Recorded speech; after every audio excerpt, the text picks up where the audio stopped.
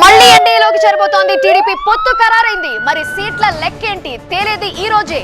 పొత్తు సీట్ల సర్దుబాట్లపై ఢిల్లీలో చర్చలు కొనసాగుతున్నాయి. ఇవాళ మళ్ళీ బీజేపీ పెద్దల్ని చంద్రబాబు, పవన్ కళ్యాణ్ కలవనున్నారు. పొత్తులో పోటీ చేయాలనుకుంటున్న సీట్లపై ఏపీ బీజేపీ నేతల అభిప్రాయాల్ని తీసుకుంటోన్నారు హైకమాండ్. కనీసం 5 ఎంపీలు, 10కి పైగా అసెంబ్లీ సీట్లలో బీజేపీ పోటీ చేసే ఛాన్స్ ఉన్నట్లుగా తెలుస్తోంది. ఇప్పటికే 99 అసెంబ్లీ స్థానాల్లో టీడీపీ, జనసేన అభ్యర్థుల్ని ప్రకటించారు.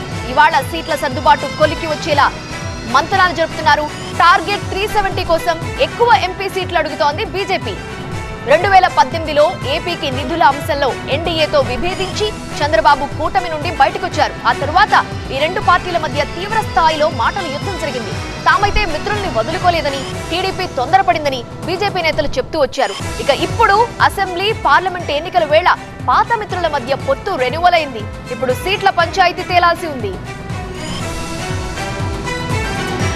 ఏపీ బీజేపీ అధ్యక్షురాలు పురంధేశ్వరి కూడా ఢిల్లీలోనే ఉన్నారు. ఎన్డీఏలోకి టీడీపీ వచ్చిన నేపథ్యంలో పొత్తులో ఎన్ని సీట్లు పోటీ చేయాలనేదే కీలకం. దీనికి సంబంధించి పూర్తి వివరాలు అందించడానికి మా అసోసియేట్ ఎడిటర్ మహాత్మా సిద్ధంగా ఉన్నారు. మహాత్మా,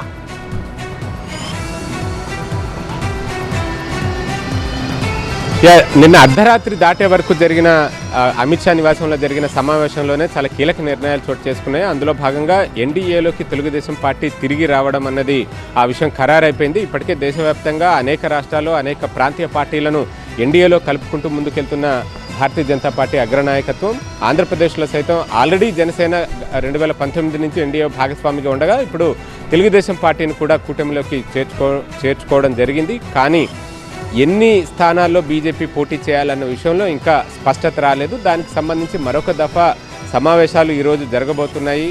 హోంమంత్రి అమిత్ షా ఉంటారా, లేదంటే జేపీ నడ్డాతోటే ఈ భేటీ జరుగుతుందా అన్నది అయితే ఇంకా క్లారిటీ రాలేదు. But another round of meeting ఉంటుంది అన్నది రెండు వైపుల నుంచి కూడా చెప్తున్నమాట. ఇకపోతే ఎన్ని స్థానాల్లో బీజేపీ పోటీ చేస్తుంది అన్న దాని విషయంలో తెలుగుదేశం వర్గాలు ఒక రకంగా ఒక నెంబర్ చెప్తుంటే బీజేపీ వర్గాలు ఒక నెంబర్ చెప్తున్నాయి. బట్ ఓవరాల్గా బీజేపీ నాయకత్వం మాత్రం ఆ రాష్ట్రం నుంచి వీలైనన్ని ఎక్కువ ఎంపీ స్థానాల్ని కోరుతున్నట్టుగానే సమాచారం ఇస్తున్నారు. ఎందుకంటే వారు దేశవ్యాప్తంగా 370 సొంతంగా బీజేపీ గెలుపొందాలని ఒక లక్ష్యంగా నిర్దేశించుకున్నారు. అటువంటిది ఆంధ్రప్రదేశ్లో 25 పార్లమెంటు స్థానాలు ఉన్న చోట వీలైనన్ని ఎక్కువ స్థానాలు బీజేపీ గెలుపొందితే తప్ప ఈ నెంబర్ని రీచ్ కావడం కష్టం. గత ఎన్నికల్లో 303 స్థానాలు సాధించినప్పటికీ ఆంధ్రప్రదేశ్, తమిళనాడు, కేరళ ఈ 3 రాష్ట్రాల్లో బీజేపీ అసలు ఖాతాయే తెరవలేకపోయింది.